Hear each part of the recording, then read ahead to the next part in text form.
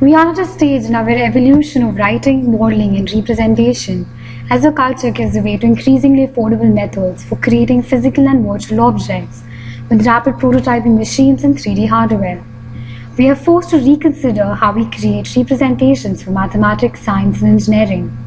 And that is where aesthetic computing comes into the picture. Aesthetic computing is an evolving teaching method with enormous potential given the right time and resources for it to grow. It's a curricular blending approach which applies the theory and practice of art to computing and problem solving. It's about employing artistically motivated means for the expression of models in the mathematics and computing. Since the focus of Project 4 is on visualization of code, we are going to work towards drawing art into the algorithm. We'll use aesthetic computing to give the complex field of algorithm a clarifying visual dimension. The whole idea is for the audience, irrespective of the background and expertise, to be able to grasp the innovations that are illustrated. Aesthetic computing attempts to present abstract concepts and ideas in a more creative and personal way by helping students break down the complexity and figure out how each constituent part is related to each other and then recreate the original concept, having understood the basis of it in a more meaningful way. This type of visual approach is not only fun but also increasingly necessary, especially in complex and scientific fields. To study where motivating students to learn is in general very hard. And this may even help get the teachers fired up to teach once again, once they see the students wanting to learn, since they not only grasp what they illustrate, but also because they're successful.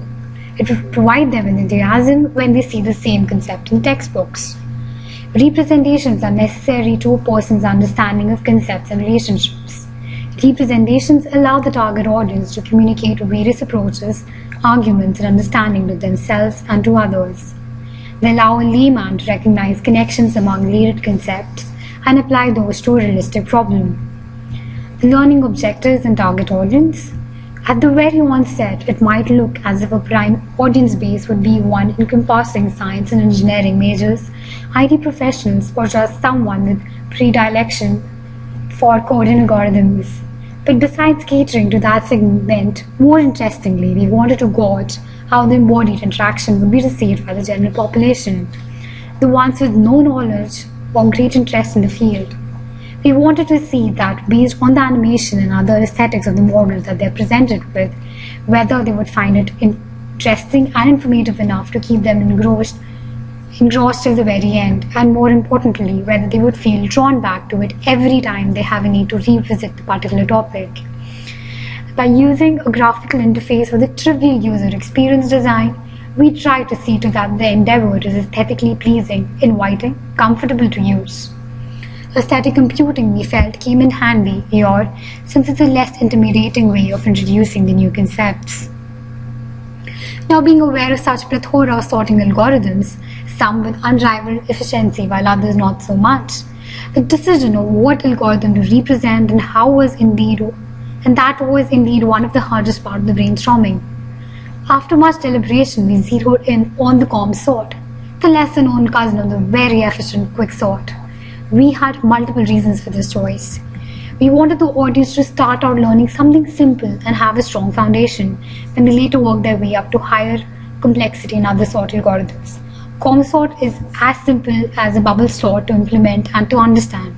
It's a big O notation closest to Quicksort, O n log n at best, which makes it very enticing to learn its simple implementation. The COM-sort is essentially a comparison and exchange sort which builds on the idea of the bubble sort and adds a potential optimization by adding a gap which allows non-adjacent numbers to be compared.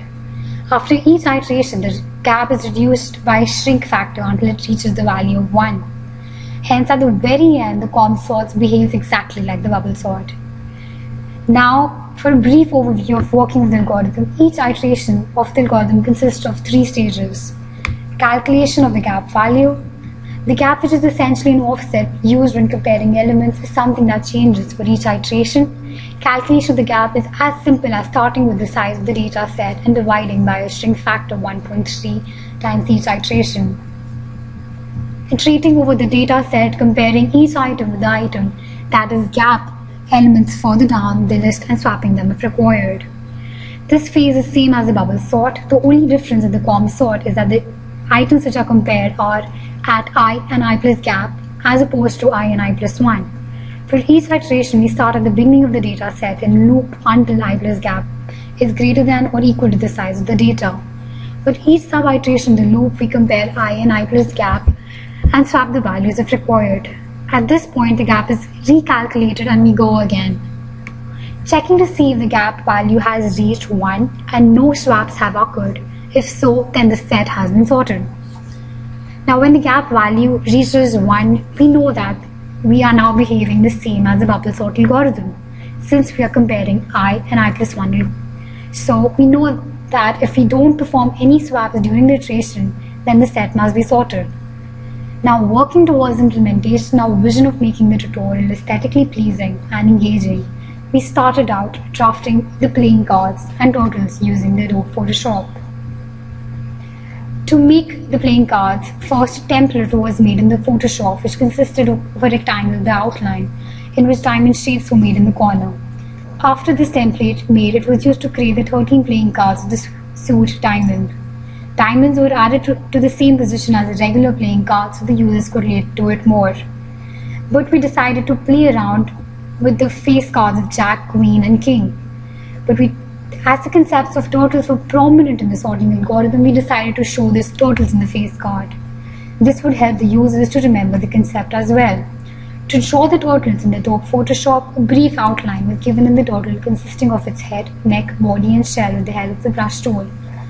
They were designed in a way to make the video look more playful and vibrant to the user. The shell was then designed with circles to represent as close to the real turtles in life. Afterward, various combinations of the turtle were looked at and filled in the outline. To represent different face cards of the turtle, 3 different types of grounds were drawn in the Adobe Photoshop, which gave the turtle a royal look to be used in the playing cards. After which, finally, the turtle was used in the template of the playing cards to make the Jack, Queen and King cards. For the animation, we decided to use Flash, which is a fun tool for quick and easy automated animation, allowing you to create shapes and then move them without having to draw every frame of the animation. We employed a technique of keyframes to do this project. A keyframe in animation and filmmaking is a drawing that defines the starting and ending points of any smooth transition. They are called frames because their position in time is measured in frames on a strip of film.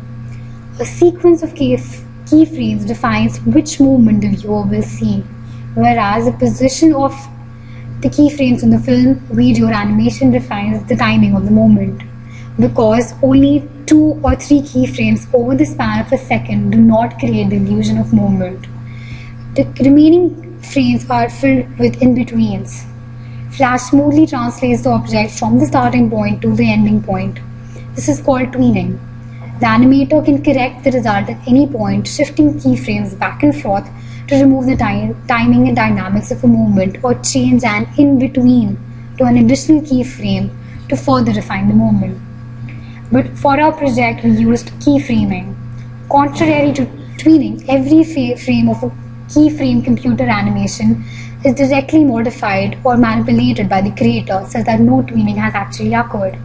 This method is similar to the drawing of a traditional animation and is chosen by artists who wish to have complete control over the animation. Each element in the project that has to be animated was given its own layer onto the stage. And now for a brief summary of the steps followed in the animation. Click a layer name to make it active layered and select a frame in the layer where the animation is to start. If the frame isn't already a keyframe, then select Insert Timeline Keyframe. Create the artwork for the first frame of the sequence using the drawing tools, paste graphics from the clipboard or import a file.